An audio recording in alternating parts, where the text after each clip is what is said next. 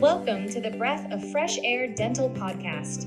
Whether you're a seasoned practice owner, a new dentist, or an office manager looking to enhance your skills, this podcast is for you. Our friendly and knowledgeable hosts are here to answer your burning questions, address common pain points, and provide practical solutions to help you overcome any obstacles you may face. Our hosts, Amanda Demora and Sarah Hamlin, bring to the table lengthy careers in both clinical dentistry and practice administration. They now preside as the CEO and COO of Essential Dental Services. Welcome to the Breath of Fresh Air podcast. I'm Sarah Hamlin. And I'm Amanda Demora. And on this episode, we are going to take some time to discuss some practical strategies for tackling burnout. But before we jump into it, Amanda, how are you doing? How was your Halloween? I'm doing great. How are you? Our Halloween was a lot of fun this year.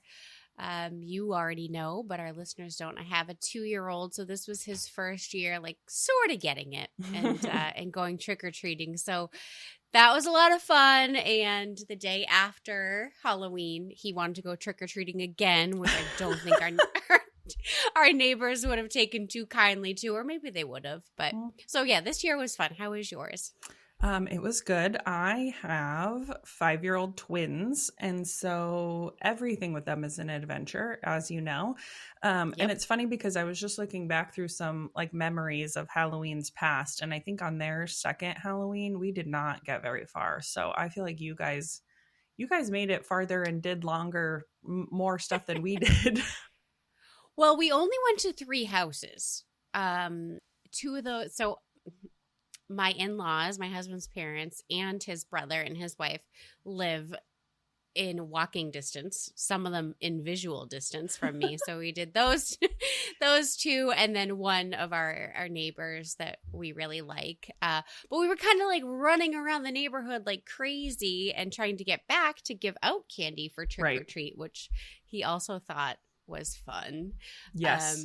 See, that's how my kids are too. They did the same thing last year. They made it around. We live in a little cul-de-sac. They made it around our cul-de-sac, and then they just think it's more fun to give out candy than get candy. They like handing it out and seeing who comes to the door. So yeah, it's fun. And you know what? This year before trick-or-treat started, I was kind of complaining because I feel like in years past, the kids come up to the door and they're like, trick or treat, how many can I take? I'm like, whoa, wait a minute, guys. Tell me what your costumes are first. But you know what? Not pay one. Some tax. Yes, you must pay the tax, the toll. Not one child did that this year. So I thought that was pretty cool. That's good.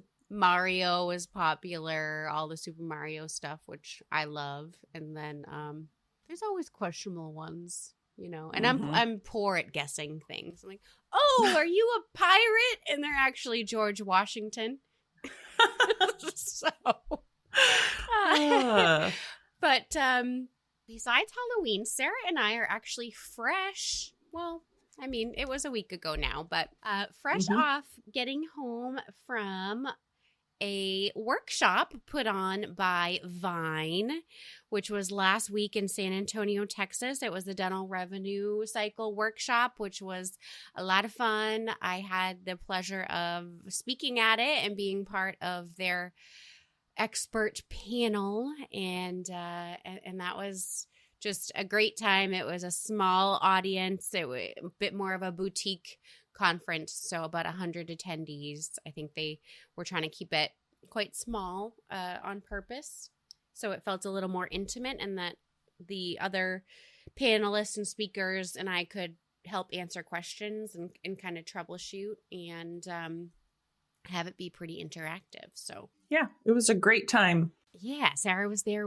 with me, and actually one of our other account managers who just kind of happened to want to go, Maggie. And it's really fun to be able to meet some of our team who we really haven't met, many of them, because they all work remotely. So that was a lot of fun. Yeah, it was a great time, and the hotel was lovely, and the hospitality was great. Amanda and I are on separate sides of the country, so it's always nice for us to be able to like get together in a centralized location. Yeah, and that was very centralized. But do you feel like you picked up any chunks of knowledge there? I saw you writing some things down. I'm always a good student. I think, and we've talked about this in previous episodes, but the other thing about what we do is that there's always things to learn. There's always things happening. For me, the most interesting part, and the part that I was trying to kind of commit to memory, is stuff about legislation and things that are changing in the insurance realm. You just don't realize how much is kind of happening behind the scenes unless you're making an active effort to look into it. And I certainly am not always making an active effort to look into it. So I need the guidance and the resource of those gals who are willing to stay on top of it. So that was for me the most important and interesting part, was kind of what's coming down the pipe for insurance and billing and all of that kind of stuff. Definitely. And this was really fun because they're actually, to my knowledge, I know there's a few more coming up, but they're a little bit different. One of the first dental revenue cycle management workshops to have happened. Yeah. So that was really cool to be a part of it. And I definitely learned a lot myself too. It's ever changing, and you gotta go to these things if you want to keep your finger on the pulse. So, all right, let's dive into today's topic, which is practical strategies for conquering burnout. Burnout is a really hot topic just in the world, but specifically dentistry.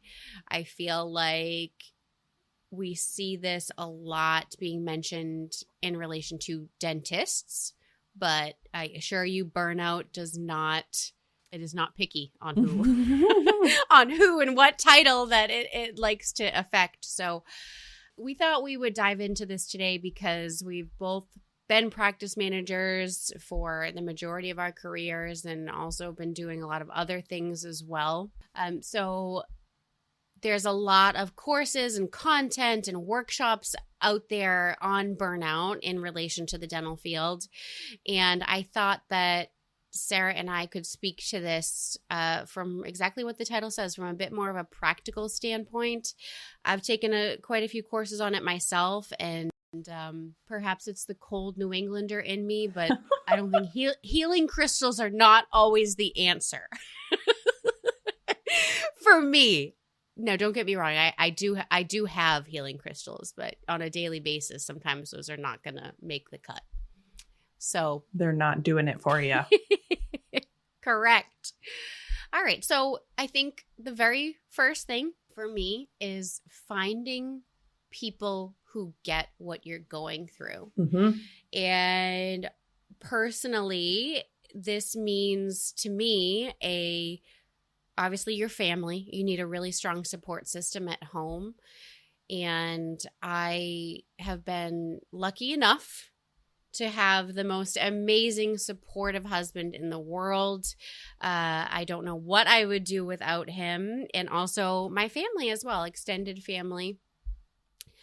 But something that's really important is to find a group of peers who are in the same situation as you.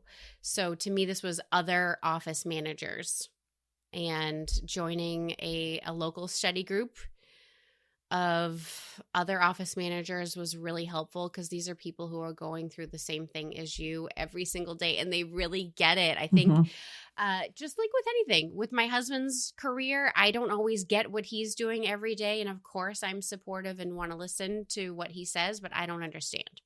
It's the same way I'm not going to understand, what the people who work at Dunkin' Donuts are going through every day. Right. You just until you're in those shoes, you don't get it. So finding like-minded individuals who are in the same career as you is really important. Yep.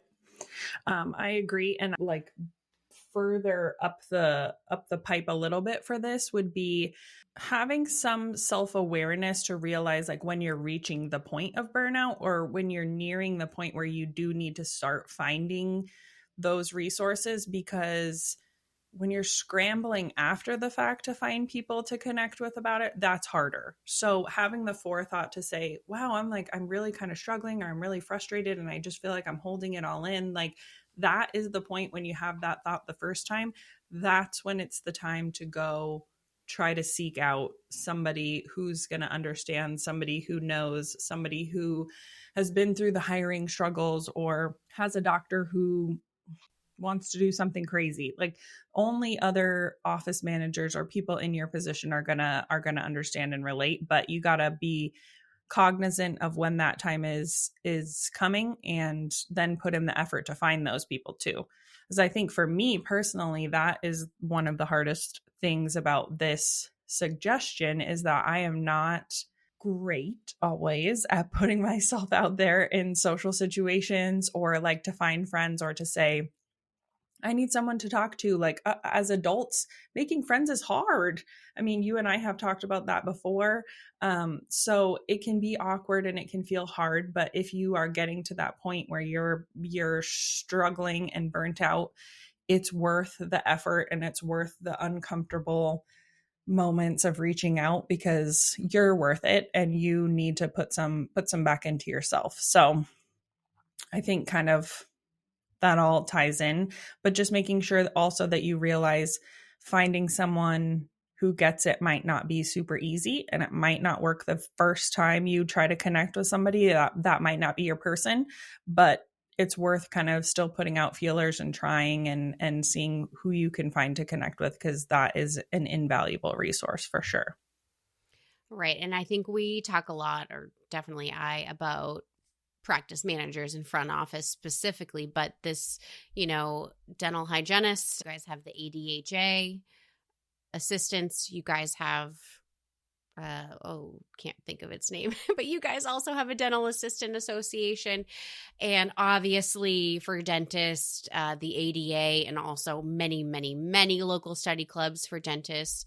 And each of these organizations has things at the local level. And that's really what I recommend doing, is people who are close to you. I think you're going to have a little bit more in common, and also be able to kind of bounce ideas off each other.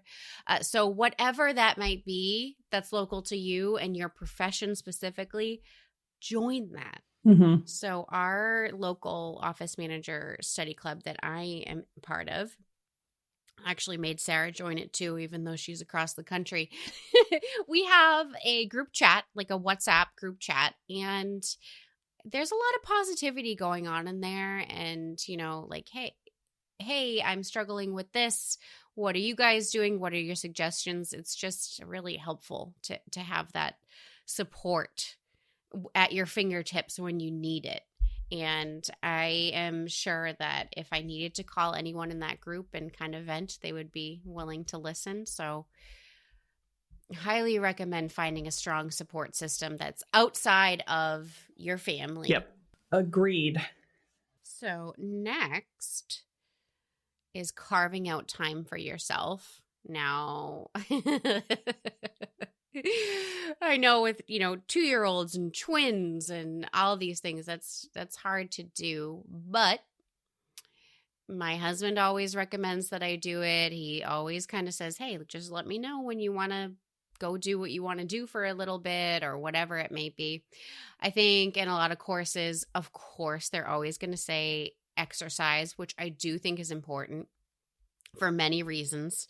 Get that ADP flowing, get those endorphins going, and getting yourself into that routine. But I don't want to talk that to death, because it has been talked to death. But a massage, I think meeting a friend like every Wednesday to go walk together, that kind of tackles a few things at once. Another thing that I think is a bit lost, I feel like, is hobbies. I feel like no one has hobbies anymore. Finding yourself a little hobby. Yeah, I agree. I think my problem is like most people is, if you ask me what my hobby is, I would be like, TV. I don't know. Yeah, exactly. I don't like to do anything. You know what I mean? We're all in this weird kind of, get on your phone or get on the TV, and that's all we do in our downtime. Yeah, I do. I really feel like hobbies is a lost art, or maybe specifically among people our age. But I have a couple. I love to garden, which Sarah knows, and she's gifted me some very fun gardening things. So my husband is constructing me a greenhouse right now. I am very excited about that. But I love to be out in the yard and garden and grow things and be able to cook with things that I have grown. I love to cook and bake as well as a hobby, also practically for eating, but I love to cook and entertain. And I used to have some other ones that I've kind of like let go, but I think finding a hobby is a really constructive way to think about something other than what is causing you stress. So, yep. I read an interesting book, well, maybe like a year or two ago, and it's called How to Not Lose Your Stuff on Your Kids. And basically, the crux of the book, I went into it reading like, oh, great, I'm going to find some like great like bullet points on like things I need to do. And my kids are driving me crazy. And honestly, I was kind of surprised because the whole point of the book, the whole thing the book was saying is that you have to take care of yourself and keep yourself level and in check and your basic needs met if you ever want to not lose your stuff on your kids. Because if your basic needs are met and you're well fed and well rested and got your exercise in and don't feel stressed out and all of those things, like if you're at a stable level, then you're a lot more likely to have a level head when you're dealing with them, a level head when you're responding, like be able to think things through in like a bigger picture process. And that really changed like my way of thinking about things. It also changed my approach to like dealing with them, but I think that this could definitely apply to work. Like when you're at work and you're starting to feel those like triggers, those things that like you can feel yourself getting worked up, you can feel yourself getting annoyed, you can feel yourself getting frustrated, taking a step back to be like, well, I didn't sleep very well last night. My kids had me up all night. I didn't have a good breakfast. I was rushing out the door. I didn't get my coffee. Like if you can just take a step back from the situation to realize, oh, this is why I'm reacting this way. It doesn't mean I'm a bad manager. It doesn't mean I'm a bad person. It doesn't mean I'm failing at my job. It just means I didn't get my needs met. And so I'm having a harder time reacting to this in an appropriate way. Giving yourself some grace and some like forgiveness for those things once you realize like, oh, my needs aren't being met. So no wonder I'm not reacting perfectly. It really helped me change my perspective on a lot of things. So I would say not that I think you need to run out and read that book, but if you have kids, could be a good book for you to check out. But I think it all ties back into exactly what Amanda's saying is making sure that your basic needs and the things that fulfill you and the things that keep you at an equilibrium, making sure that you're prioritizing those things is really important. And you won't realize how important they are until you start paying attention to how much better you feel and how much better you handle things once those needs are met. You and I talked about this a little while ago, actually. So we were also at the ADOM conference in September, and I think each of us was feeling a little bit guilty because it was sort of a longer trip, and we were feeling guilty about being away from our families for so long, 5 days. You had said, you know what? I'm going to be a better mom when I come home because of it, because I got some time away. We didn't really get a ton of time to hang by the pool, but we did get a little bit. Yep. And just taking that time away, a little bit of time for yourself, you're going to hopefully come back refreshed. And like you said, a better mom, a better person, a better manager because of it, better dentist, hygienist assistant, whatever you may be. For sure. Next tip is learning to delegate, which I am in the process of. I've always just been really terrible at this, and I think that's very typical of a practice manager or someone in a managerial position because it's easy to just grab that mouse. It's easy to just do it yourself, get it done faster, better, whatever it may be. But carving out that time to train someone else to do it if they don't know how, or if they do know how, giving them the freedom to do it, even though it might not necessarily be your way, and just seeing what the outcome is. I have always taken a very, like, I would say hands-off approach to management. I think maybe like whatever the opposite of a micromanager is probably what I am when I'm a manager. And basically, I always tell the people that I'm managing, like, I'm going to give you enough rope to hang yourself and more, right? Like, I'm just going to let you go, and I am going to see, because I expect you to know your boundaries and let me know when you have questions about what you need done. So I'm almost like, maybe you're the opposite of that to a fault, where like once I delegate something, then I'm just kind of like, okay, it's off my plate now. I don't have to worry about it. And I'm not sure that that's the perfect approach to that either, but it does feel really nice to get stuff off of your plate. And it does feel nice to take some time to make sure that that stuff is getting done the way that you want it to before you hand it off. But again, that takes some planning, and that takes some forethought and some introspection for you to say, okay, I want this to get off my plate for the long term. And that might take a little work on the front end, but it's going to be worth it on the back end. Being willing to put in that time is important. And again, making sure that you are in a good headspace to be training somebody for these things. Because I think training, especially something that you know how to do, like the back of your hand, training someone new in it can be really frustrating if you're not in the right headspace, the right emotional and mental like state to be doing that training. So just make sure you set yourself up for success in that regard.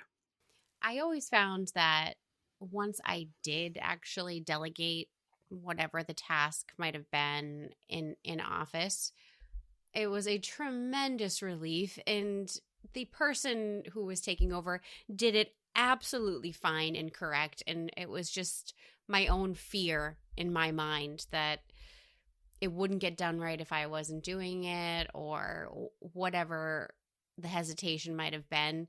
And just taking that little leap of faith and trying it out was always fine. Yeah. And I think just making sure, like, if you're nervous about delegating something, I think make sure that you have a system in place for you to be able to follow up. Like, put something in writing or make it very clear to whoever you're delegating that, okay, once a week, we're going to touch base on XYZ. And if things aren't going well, then we can, reconfigure, or we can talk about more training. Like, put those things in place ahead of time so that you can feel better about handing it over and not feel like it's just going to go without being checked or just go out of control. That doesn't mean that you never look back on it or you never touch it again. So just put those things in place ahead of time so you can feel good and confident about the change.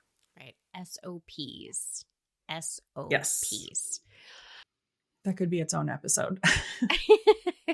Probably should be. So when you were working in office, Sarah, what are some of the things that you delegated or you took off your plate? For a long time, when I was practice manager, I was also doing all the insurance, like payment posting. And at some point in the evolution of the practice, that just became like untenable. Like, I was just losing my mind, couldn't stay on top of getting the payments posted and deal with patients and deal with staff and deal with everything else. So it came to the point where I decided that part needed to be transitioned to somebody else. And it did, take some time for her to get all the systems and all the portals and everything sorted out. But honestly, once I handed it over, it was like the biggest weight off. And she did a great job and is still doing a great job in that position. And it made my life a lot easier in the office. So that was for sure one of the best delegations that I did when I was in practice. How about you? Me too. Yep, that I was actually thinking that too. And my practice is a very big practice, and I was just really apprehensive. Those accounts were my babies, and I felt like I knew so many of those patients and plans inside out, and and things like that. But we found a really awesome insurance coordinator, and she totally blew me away. And that was just the best. I couldn't even imagine after I delegated, couldn't even imagine going backwards and taking it over again. So I think from a practice manager standpoint, delegating that is a tremendous relief, whether you can do that in office or not. So outsourcing to a billing company is a great option. And our team, we're all previous practice managers and insurance coordinators with a lot of experience. So you know that it's a professional taking over. However, I absolutely know that is not a fit for every practice. So just finding someone honing their skills in office is an option as well. Yep. And I think that's more of the point, I think, of this part of the discussion too, is to just be open to many options. Because the other option too that could be in office, if you don't have somebody up front that's a great fit, or in whatever department you're in, maybe somebody can be cross-trained to just take a couple of tasks off of your plate. Maybe you're doing post-op calls, calling, crown patients, extraction patients from yesterday, and that could easily be handed over to an assistant. That doesn't need to be a front desk kind of a thing, but like just being open to exploring other options or things that are maybe thinking a little outside the box. I think for a lot of offices, outsourcing is really thinking outside the box. I think some of them have never even heard that it's an option. So just, again, this is where utilizing your, friends who get it, or your resources of other people in your position, reaching out to them and saying, hey, I can't handle my tasks list. It's too long. What do you guys recommend? Maybe there's some software that you could use. Maybe there's outsourcing. Maybe there's, cross-training. So lots of options and avenues. You just have to be willing to look into all things. Yeah. Some of the other things that I felt like I did. Well, you know what? When it comes to delegation, I think the first thing to start with is, what do you not enjoy doing? Okay, then start there. Start delegating those tasks. So for me, also posting on, the office's social media, I really never enjoyed that. So again, hiring someone externally to do that, or making one or more people responsible for that in the office is great. Another thing was office birthdays. Again, large office, lot of birthdays to keep track of. and not just birthdays. It was, this appreciation week, and a lot of celebrations. So I've seen some good ideas out there regarding this. It's, making one person or responsible just one time a year, kind of rotating these things. A lot of times for kind of like bosses appreciation or national dentist appreciation, we did that as a team effort. Everyone brought in something, even if it's just you're bringing in the paper plates. Great. That's one less thing that one person has to do. So start with what you don't enjoy doing and go from there. That's my recommendation. Next strategy for conquering burnout is, I think, if you are in practice, a large component is dealing with emotions and personalities and all of that stuff. And that can get very exhaustive very quickly. And trying to take the emotion out of it can be pretty helpful. And for me personally, when I was in office, I had been working with everyone for a very long time. And before I took over as practice manager, and it kind of was a transition from sort of being in the trenches with everyone to now being people's boss. And that was a little hard. And it took me a while to figure out how to take the emotion out of it. And I really genuinely cared for everyone in this practice. I wanted everyone to be happy. I wanted to make sure they felt that their needs were being met. But you kind of come to the realization that you just cannot please everyone all the time. And sometimes if you think people are complaining a lot, Sometimes that's just their personality. They're just complainers. They're going to complain no matter what. So learning people's separate personalities, what makes them them, is super helpful.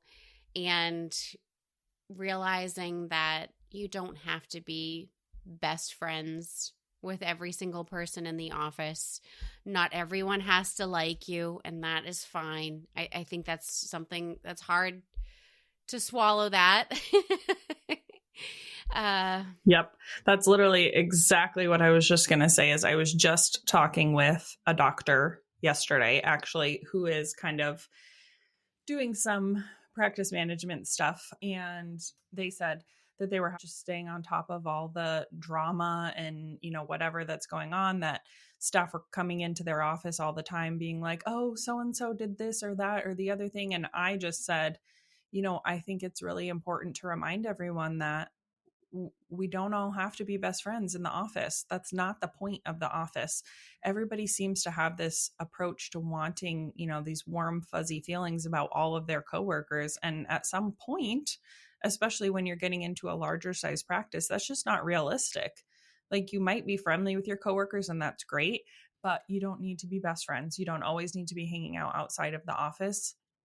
You just need to be professional and cordial coworkers, respectful to each other. And that's it. There doesn't need to be any other like looming connections or whatever it is. And I think once you kind of make that realization, then it kind of takes a weight off, because there's like a little less pressure to, love everyone in the office.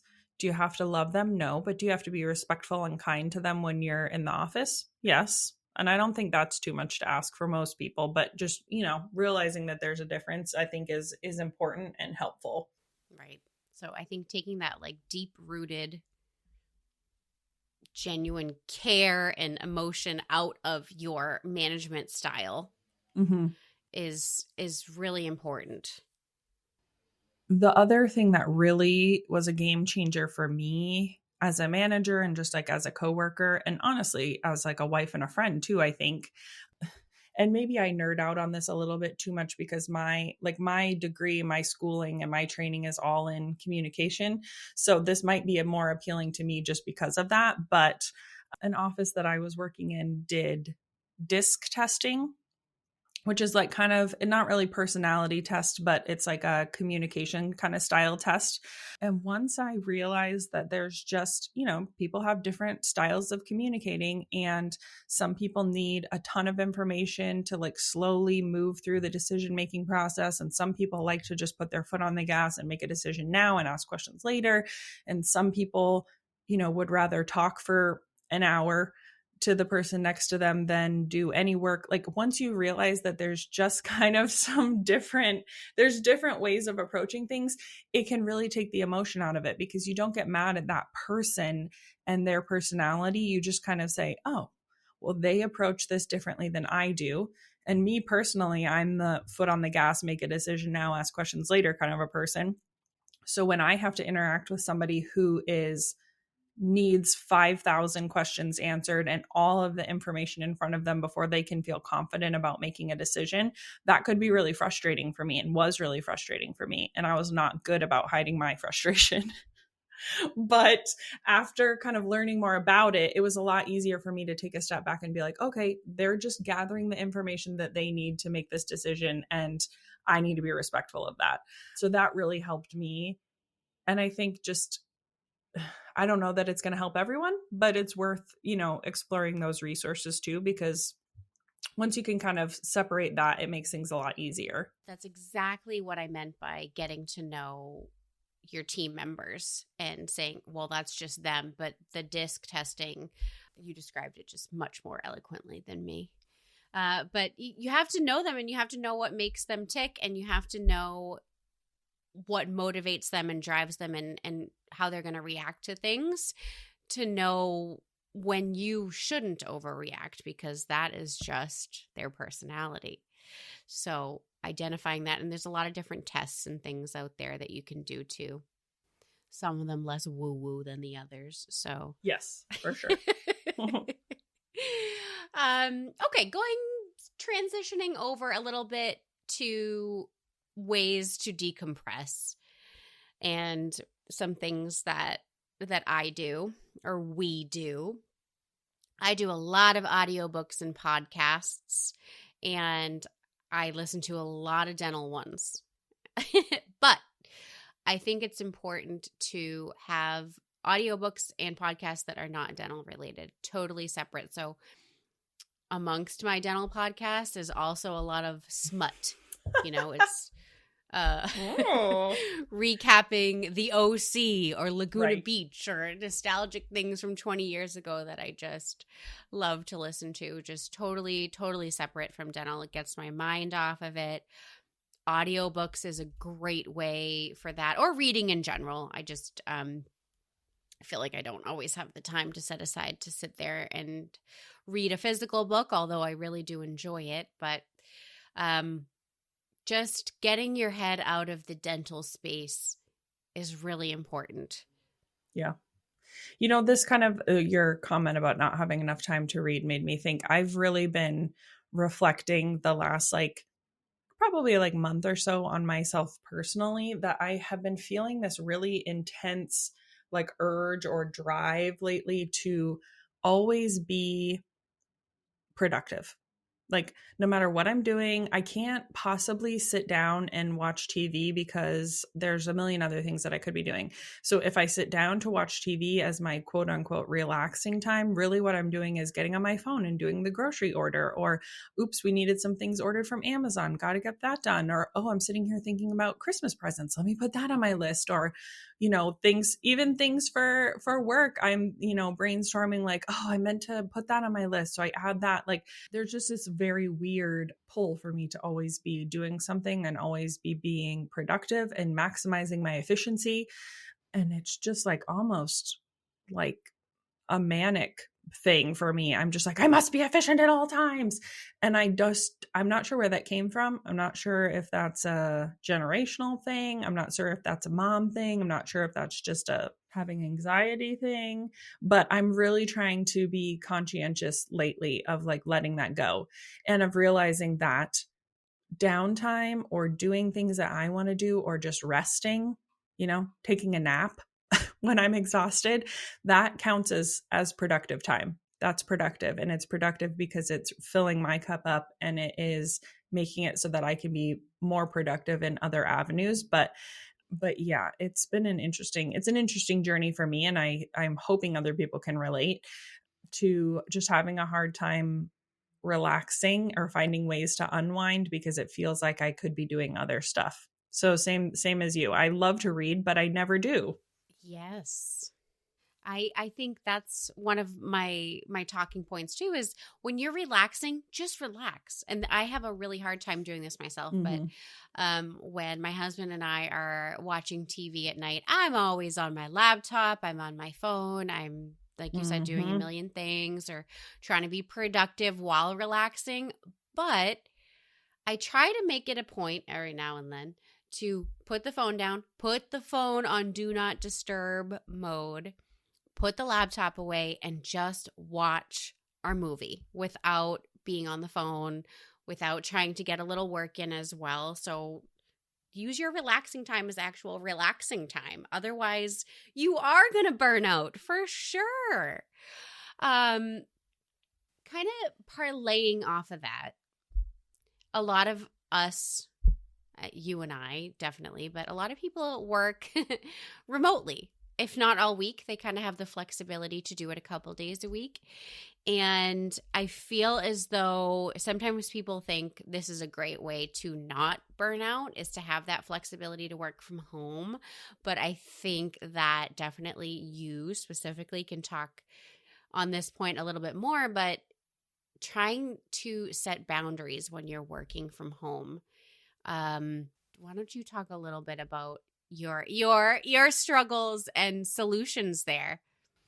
Yeah, we were just talking about this at the conference because Amanda was just like, "How are things going? How are you?" And I just said, working from home is an interesting kind of beast, because what in my head, and I think in everybody's head before they go to working full time remote, are like, "Oh, I would have the best work-life balance, and I could run my kids to the bus stop, and then I could go take a walk, and then I could come back and do work." Yeah.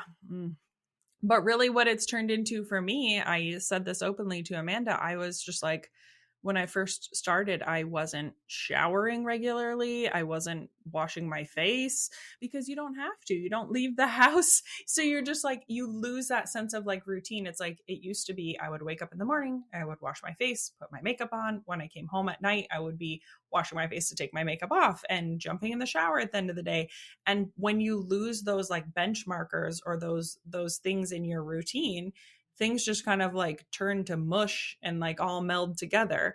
So I have just been trying to like make sure that I'm prioritizing and paying attention to those things, and still kind of trying to keep a bit of a routine in my day to say, okay, I still need to get up. I still need to try to get myself ready a little bit. Like I for sure have transitioned out of the pajama days, not wearing my pajamas anymore. I get up and I got to get myself dressed, and making sure that I carve out time for lunch. You would think that that would be, yeah, I'm just going to eat all day because I'm at home and my fridge is right there. But honestly, there's been several days where I just keep working through lunch because I think, oh, I'll run down and grab something in just a minute. And then I get sucked into 20 other things. And then next thing I know, 2 hours have passed and I haven't eaten again. So it's been an interesting exercise for me in making sure that I prioritize myself, because the temptation to work often and long is there because your office is in your house. You could just run up and do a quick little thing on the computer at any time. And you have to have some boundaries to say, no, I'm allowed to go to the bathroom. I'm allowed to have some food. I'm allowed to step away from the computer. And that's hard. But again, making sure that you're doing that for yourself and to make sure that your own cup is filled and all that stuff. You're going to be a better employee for your employer if you take the time to do those things for yourself. So it's been a learning process for me, but I'm not going to say I'm perfect Still at a it. work in progress. Exactly. Still a work in progress. For me too, this is a work from home day. It's almost 1:00. I haven't eaten anything yet. Nothing. Not one morsel. So I'm not quite practicing what we're preaching there, but I think treating your as close to a working in office day as you possibly can is really helpful. So I'm also guilty of the same thing, kind of getting up, not really getting ready, sauntering over to the office with my sweatpants on and starting to work from there. I'm guilty of that, but I think you also need to kind of set time limitations too. And this is one thing Sarah and I were discussing last week, is like, should be going up to her computer at 11 p.m. to just get back to that email or whatever. So give yourself some hourly restrictions too. Like, okay, after 5 p.m. or whatever it might be, I'm off for the day and I'm not going to be answering any more work-related emails. They really can wait till tomorrow. Her and I do feel the same about this. It's like we want to get back to everyone as soon as we possibly can, but at what cost, Yep. I told Amanda, I figured out that there's a feature on the iPhone that's similar to Do Not Disturb, but you can customize it to just take away all of the little red bubbles off of your apps after a certain time. So I'd set that up for myself. So I just don't get notifications or see when an email comes in or anything work related after like 6 p.m. or 5 p.m., whatever I have it set to. And that has really helped me, because as soon as I would see that little number pop up or get the notification that I got an email, I was immediately like, oh, I need to check on that. I need to do that. But turning that feature on has helped me a lot. Just kind of keep it off my mind and know that it can wait until tomorrow and it will all be okay. Yeah, I consider myself to be pretty techie and somehow just found the focus feature. So I don't really, I don't know what was going on there, but I'm very happy I did. So, setting some work and personal boundaries is going to help a lot. Mm-hmm. I think journaling can really help. Now, I know not everyone's going to be into this, myself included. I used to journal a lot throughout life, and I've kind of stopped doing that, but it doesn't need to be like this literal book of you writing about your day. It can kind of just be some goals you're setting for the week, a few bullet points of reflection. I used to do, actually with my team, every Friday, we would do what were 3 things that worked this week and 3 things that didn't.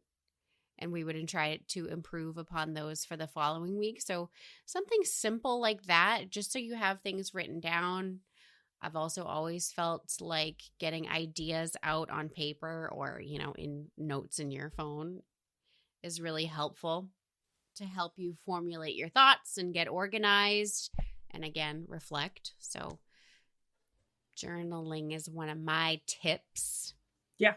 I'm not great at journaling, never have been. I have a really hard time like focusing on it or just like setting aside time to do it. But I think, I could definitely explore different journaling styles and ways that I can make it work for me. I just haven't ever found what that way is. But I know some people love it and swear by it. So as much as I say that I'm really into tech, which I am, I also have a paper planner. Mm-hmm. So I do a little bit of both. I obviously have my Google Calendar, which I live by, but my paper planner as well. And right in the paper planner, I can have those bullet points that are weekly or monthly or whatever to have some reflection. Mm-hmm. Yeah, I agree. I think to kind of round us out here, I was just looking at our last bullet point, and I would say kind of to summarize is like, try all these things and figure out what works for you to get you feeling better, but also take some time to figure out like what you really want to be doing every day. Like think about how much time we spend at work. 8 hours a day, 5 days a week. I think I've seen some things that say like over the course of your lifetime, you end up spending almost more awake time with your coworkers and at your office than you spend like with your family. And that's just like insane to me. Like I can't even fathom that when you think about that. So I would just say take some time to like really do some reflecting and make sure that the office that you're at, the things that you're doing on a day-to-day basis are really what you want to be doing. I mean, I know some of us are not necessarily in a position to pick and choose when we just need a paycheck. I totally get that and understand that. But when you are in a position where you can kind of evaluate those things and decide, maybe at some point I want to be looking for something else or looking for a different office, maybe you want to go the more corporate route and look at, kind of more like a DSO kind of setting. Maybe you thrive on those kinds of organizations and SOPs and that kind of stuff. Or maybe you prefer the smaller office, like just making sure that you are being self-aware of those things that you like about your situation and dislike about your situation. And then trying to get your brain wrapped around the fact that if this place or this situation isn't meeting your needs and is never going to meet your needs just because of the kind of situation it is, there's lots of other opportunities and avenues and things for you out there. So just being open-minded to the fact that change might be coming or could be in your near future, you just never know. Could be great. So keep that in mind and don't take a page out of the Gen Zers books and know that you don't have to stay in your job for forever anymore. A 30-year career in the same position at the same place is not really the reality of our workplace these days. So that doesn't have to be your reality. Change is scary, but it can also be great. So you just got to kind of warm up to that idea and know that there's lots of other opportunities and ways for you to be fulfilled and earn a paycheck at the same time. I think we are clearly on the same wavelength, which we already knew. But my last talking point was also to just reflect on making sure you feel as though you're in the right environment. I think for all of my years in office, which I am still involved with the practice that I was was managing for years. So I was lucky enough that I worked for 3 of the most amazing, not only doctors, but just men, bosses, and mentors in general. They were exceptionally kind and generous and smart and just many, many superlatives that I could go on and on about. And I always felt like I could go to them when I felt like I was struggling or like, hey, I'm teetering here on burning out. Mm-hmm. And they were just always so supportive. And it's important to feel supported by your boss or your owner. And now, even though I don't really consider myself to be Sarah's boss, I don't like to look at it like that. You know, I kind of always hope that she feels the same. And when we met last week and I asked her how things were going, and she mentioned, you know, kind of always feeling the need to be productive, I made sure that I said, like, listen, Sarah, from my standpoint, I do not want you running up to your computer at 11 o'clock to check an email. Like, I want you to make sure, you know, you're shutting yourself off. Right. So if you don't feel as though that is the support you're getting where you are, I think that it's time to possibly look elsewhere. And sometimes the grass is greener, sometimes it's not. Mm-hmm. I think maybe documenting how you're feeling over the course of a few months and setting a date and saying, you know what? If I'm not feeling better or differently by this date, it's time for me to start looking around. So, yep. And I think for me, kind of final parting words here, it doesn't matter what industry you're in. It doesn't matter what facet of dental you're in. We're all feeling it.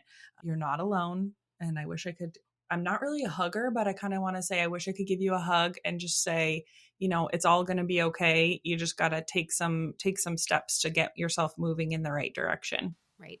Yep. It's definitely, you have to be ready to make some of these small changes and implement different things to get over that hump. Yep, for sure. So that wraps up this episode. Thank you everyone for listening, and we'll see you on the next episode. Bye. Bye.